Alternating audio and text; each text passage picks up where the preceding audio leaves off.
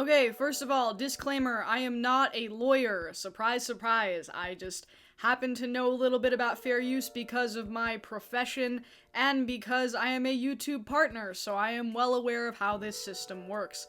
Today, we are going to be talking about the situation between Roscoe's and some content creators on YouTube. If you don't know, Roscoe's has gotten into the habit of claiming and or striking content creators who use their watch party videos, that popular series where the drag queens come and they spill the tea about the show or whatever. It's very popular, and they have made the decision to start claiming that content so that other creators cannot use it. And we're going to talk about the ethics surrounding that situation. So interestingly enough, this is not going to be a video about what fair use is necessarily, because the claims that Roscoe's have made that we know of so far are affecting two completely different creators. So one of them is Drag Tea Served with Matt, who does like drama breakdowns and recaps of different events in the drag race world, and Edie, who does more straight reactions. So in her videos, she watches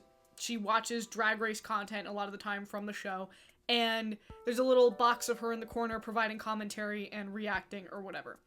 These are two very different kinds of videos, and so fair use would apply to them differently. I think depending on who you ask, and this is the issue with fair use as like a gray area law, it really depends video to video about whether or not you have the right to use that content. The main bar in all cases is that the content is transformative and that you're providing some kind of critique or commentary or something.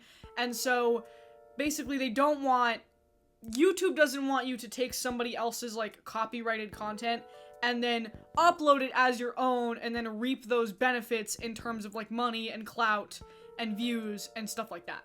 Here's a big misconception though. YouTube does not at all get involved in the process of moderation between a content creator and the copyright holder when it comes to a fair use dispute. So what that means is, say I upload a video and it makes it through checks or whatever, it makes it through the background checks, and it doesn't, the robot system doesn't flag any content. Cool. And then a day later or something, my video, which is running ads, gets demonetized by the copyright holder, even though my video would fall under fair use because it's critique or commentary. What usually happens from there is that I will give my rationale and dispute that with a fair use claim, being like this falls under fair use.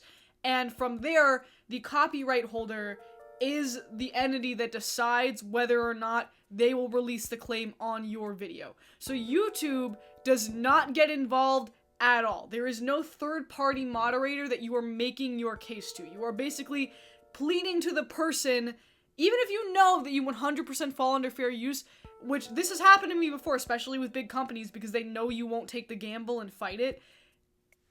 You can get your claim denied, and then they're still making money from, your video, or worse, they're blocking your video entirely and striking your channel, which is what Edie says happened to her. So we're going to talk about Edie's case specifically now. Whether or not you think Edie's case falls under fair use, I did not see the original video, so I cannot make that determination.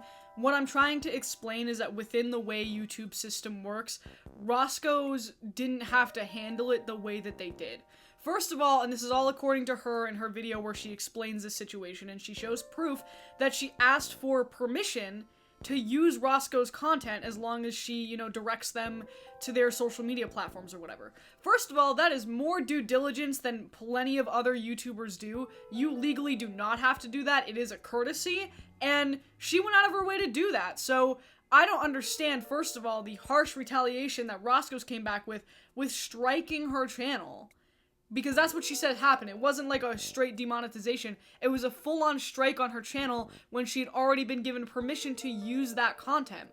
I've never claimed anyone before, and hopefully I never have to, so I don't really know what it looks like on their end. But when I get claimed, usually it's a situation where I just get demonetized. So whatever entity claims me, whether it's fair use or not, and they decide whatever, that it's not fair use according to them, they'll take the ad revenue from my video, but it will stay up.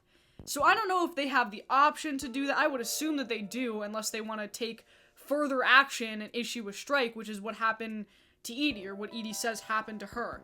And that's just like totally out of pocket to me because there's so many other ways that you can go around that, avoid having to take that step, because I assume Edie would have been more than happy to remove the clips from the video had you had a conversation with her about it, or if you were really worried about the money and the monetary aspect of it, you could have just demonetized this video, claimed that that content was yours and it's not fair use and it's not transformative, and then issued a warning to her and to everybody publicly that you don't want your content used because you want to keep that traffic going to your platforms or whatever. And this issue extends far beyond Roscoe's because it's basically just a problem with YouTube's copyright system. It's not built in any way that actually protects the content creator. You are basically put on trial if a company comes knocking at your door and claiming you. It doesn't matter the context, doesn't matter the fair use, because it gives them the power to assume that you're not gonna take the gamble and bring them to court. Because that's the next step in all of this. YouTube never gets involved in a fair use copyright situation to my knowledge. It's basically only disputed between you and the person who claimed you. And so if they believe that you don't have the money and the resources and the wherewithal to take them to court, they're willing to take the gamble and claim you even though you theoretically fall under fair use. And I'm not saying Edie 100% fell under fair use with her commentary. I didn't see the actual video, so I don't know. And the fact that it's like a very gray area is a whole other level of complication. But what I'm saying is that Roscoe's did not need to strike her. They could have demonetized. And also the fact that she got permission. They did not need to go this route whatsoever. The last thing I'll say is that it's very interesting to me that we're not talking about a fair use situation with a large company here, because that's typically what I deal with in my experience. But if you're just doing it like person to business, you know, there's a lot more like ability to negotiate on a personal level there, and I don't understand why that option wasn't taken, and I think it'll come back to bite them because on this like small interpersonal level, fair use and copyright and using the YouTube strike system, it's very fast and loose. There might come a day where, you know, Roscoe's posts a video that they think falls under fair use content and somebody else claims them and won't back down and won't not double down on it. And I think it'll come back to bite them. I really do. This is a really bad precedent that it sets. It's not necessary. If Roscoe's is all of a sudden getting really protective over their content, sure, okay. I'm not a lawyer, I'm not giving legal advice, but the issue is that, like, there's no mechanism in place for Edie or Matt to really challenge that. And going with Edie's case as far as to strike her, because on YouTube you only get 3 strikes, and then you're done. And according to Edie, this channel is her livelihood. Like, it's just a cruel and unnecessary step to take when I think she would have taken the content out of the video if you asked nicely, like a normal fucking respectable business. I don't know. So that's my thoughts on this situation. I am very passionate about this topic. If you want to just continue to hear me rant about the niche intricacies of media law and whatever, let me know in the comments. What else is going on? I have a new video on the main channel, so go check that out. It's not Drag Race related, but it's fun. I think you'll like it. New episode of Drag Race is on in like an hour. That's exciting. Fucking wild. I never know how to like end these videos because they're like not scripted. Have a good night. Eat your veggies. Don't talk to strangers. Fucking bye.